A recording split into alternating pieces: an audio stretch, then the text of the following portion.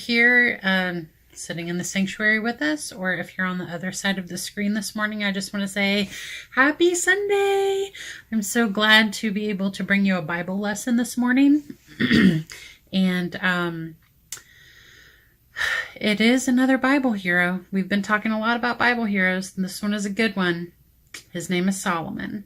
But speaking of heroes, how about we go check in with Gladys and Mr. Jones at the Big Hero Employment Agency and see what they have been up to today.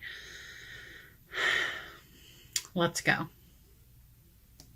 Good morning, sir. Welcome to Big Hero Employment Agency. Good morning, young lady. I have a 9 o'clock meeting with Mr. Jones. My name is Chef Seth. Nice to meet you, Chef. My name is Gladys. Mr. Jones is running a little late this morning, but he told me to tell you he would be here any moment. Thank you, young lady. I'll just go ahead and get started. Get started? And I am running a bit behind myself. What are you late for? Well, we have a big party coming up tonight, and we're fixing all the food for it. And I had to fire my sous chef. That means my assistant. And, well, I'm kind of hoping Mr. Jones could help me find a new one. Uh-oh, what did your assistant do? Did he steal your favorite recipe? Did he burn the cake? Oh, nothing like that. I have created the perfect fruit salad recipe. I plan on revealing it tonight at the party. It's magnifico. It'll be award-winning. Just you wait and see. But my sous chef, my assistant, he doesn't think that that's good. He does not think it's magnifico.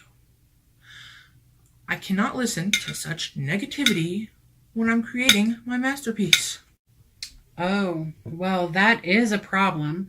I'm sure Mr. Jones could find you a suitable replacement. Is that what you're doing now? Making your fruit salad? Oh yes, only the finest ingredients. I cannot wait for the world to taste it. The bananas, the tangerines, the sauce. It's magnifico.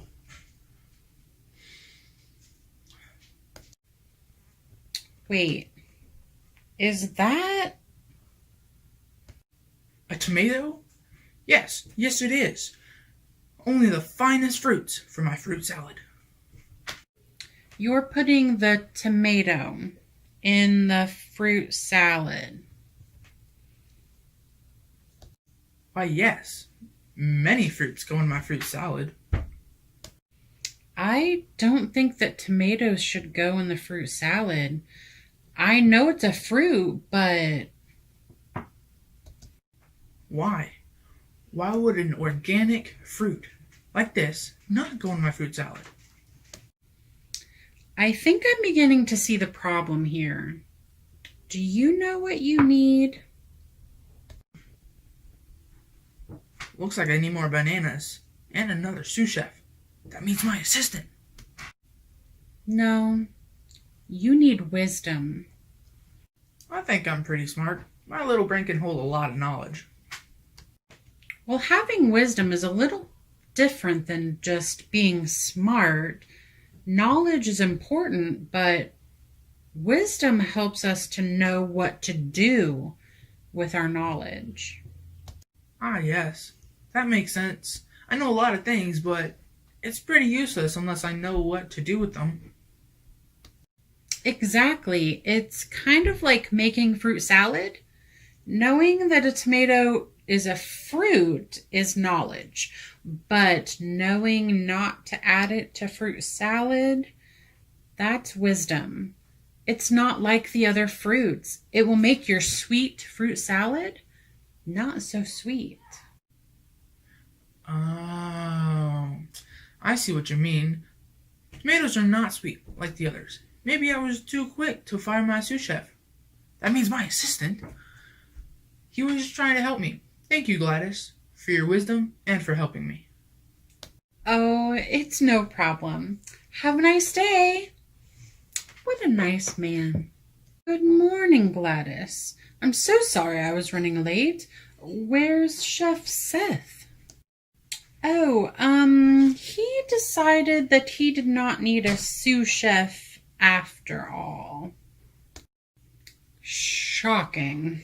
Well, I'm most disappointed. He was telling me all about his new amazing fruit salad recipe. I was really looking forward to trying it. You're welcome.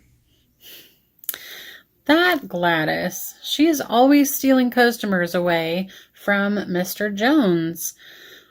But she's not wrong, right? She was trying to teach Chef about wisdom, but Gladys always seems to have quite a bit of wisdom all on her own, doesn't she? Oh, Gladys, what are we going to do with her? Well, I guess you can guess what our lesson is going to be about this morning. Wisdom. Oh, yeah. Our Bible hero this morning, Solomon, he had a lot of wisdom. So let's dig right in. So just like Gladys explained to Chef, wisdom and knowledge are two different things. You can know a lot of things. You can have a lot of knowledge. But wisdom is being able to apply what you know to your life. Sometimes, wisdom is making decisions that are beneficial to yourself or to others around you. Sometimes you might have two choices and they're both good choices. But wisdom is about not choosing a good choice. It's about choosing the best choice for the situation. We weren't born with wisdom. Some wisdom comes from our experiences. As we grow older and we go through more things, we can gain wisdom that way.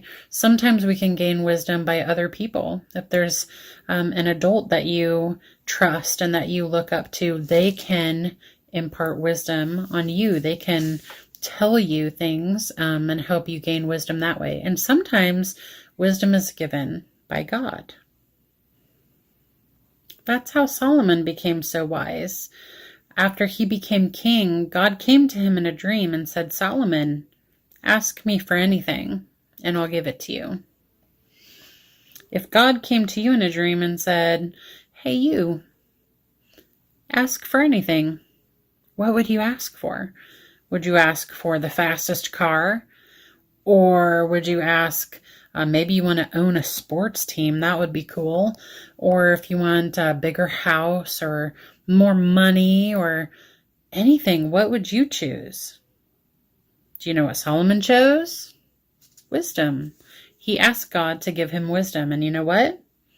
God gave him wisdom. And he was known all throughout the land as a very wise king. And this Bible story today that we're going to read, it's about him putting that wisdom, that God-given wisdom, to very good use. If you want to grab your Bible, we're going to be in 1 Kings. That's in the Old Testament. If you remember our Sunday morning song, if you're with us on Sunday mornings, we learned this song a while back. Genesis, Exodus, Leviticus, Numbers, Deuteronomy, Joshua, Judges, Ruth, 1st and 2nd Samuel, 1st and 2nd Kings. So that's where we are. So find 1 Kings in your Bible, and we are in chapter 3. That is big number 3. And we're going to start reading our story in verse 17, little number 17. So this story starts, Solomon is king, and he's a very wise king. So a lot of people come to him with problems and questions, and he helps them. He uses his wisdom to help the people in his kingdom. So right now there are 2 women that have come to him with a very big problem. This is a very serious problem, and he is about to find out what their problem is. So follow along with me. I'm going to start in verse 17. Please, my lord, one of them began, this woman and I live in the same house. I gave birth to a baby while she was with me in the house. 3 days later, this woman also had a baby. We were alone. There were only 2 of us in the house. but her baby died during the night when she rolled over on it. Then she got up in the night and took my son from beside me while I was asleep. She laid her dead child in my arms and took mine to sleep beside her. And in the morning, when I tried to nurse my son, he was dead. But when I looked more closely in the morning light, I saw that it wasn't my son at all. Then the other woman interrupted. It certainly was your son, and the living child is mine. No, the first woman said. The living child is mine, and the dead one is yours. And so they argued back and forth before the king. Then the king said, let's get the facts straight. Both of you claim the living child is yours, and each one says that the dead one belongs to the other. We're going to stop there in verse 23 for right now. So you have two women. They each had a baby. No one else saw what happened. One of the babies died, and both women are claiming that the living baby is theirs. I don't know how Solomon is going to use his wisdom. Surely he doesn't have any experiences like this. Surely this has never happened in his kingdom before. I don't think the kings before him would have given him this information on how to deal with a problem like this. So Solomon is using God's wisdom. That's the only explanation how to take care of this situation. The only explanation is that this is godly wisdom right here. So we're going to begin again in verse 24. All right, this is the king talking. Bring me a sword. So a sword was brought to the king. Then he said, cut the living child in two and give half to one woman and half to the other. Whoa, whoa, whoa, whoa, whoa, whoa, right there. Nellie? Cut the child in two? This is his big plan to solve this problem? Do you think this is going to work? Do you think the women will agree to this? Seems a little crazy, I'm not going to lie, but I kind of trust Solomon. He is very wise. So let's begin again in verse 26 and find out what happens. Then the woman who was the real mother of the living child and who loved him very much cried out, "Oh no, my lord, give her the child. Please do not kill him." But the other woman said, "All right, he will be neither yours nor mine. Divide him among us." Then the king said, "Do not kill the child, but give him to the woman who wants him to live, for she is his mother." When all Israel heard the king's decision, the people were in awe of the king, for they saw the wisdom God had given him for rendering justice. Wow, so Solomon knew what to do in that situation. Very unusual situation that he found himself in, wasn't it? Just to be clear, Solomon never really was going to cut the baby in half. That wasn't his intention. He was testing the women. He knew that the real baby's mother would come forward. A real mother would not want any harm to come to their child. So he was testing them. He handled it in a very strange way, but it proved to be a very wise way.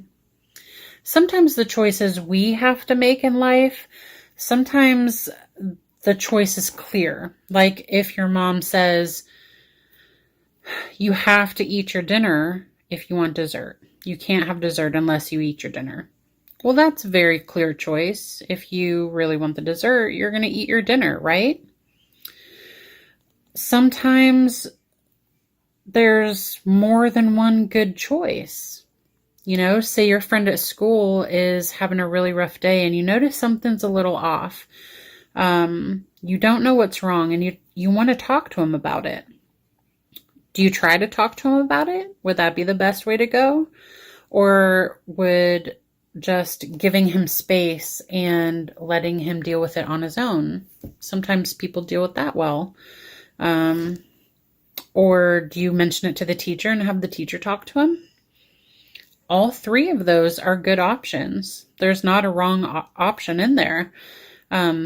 But wisdom would be finding the best choice for your friend. And that's where God comes in. God can give us wisdom just like he gave to Solomon. And when there seems to be a situation where either it seems impossible to make a good choice, or there are lots of good choices and we don't know which one to choose, godly wisdom, that's where godly wisdom comes in. God can lead us in the way that we should go, and we should never be afraid to ask God for wisdom. It's a virtue that Solomon possessed in great quantities. He was a very, very wise king.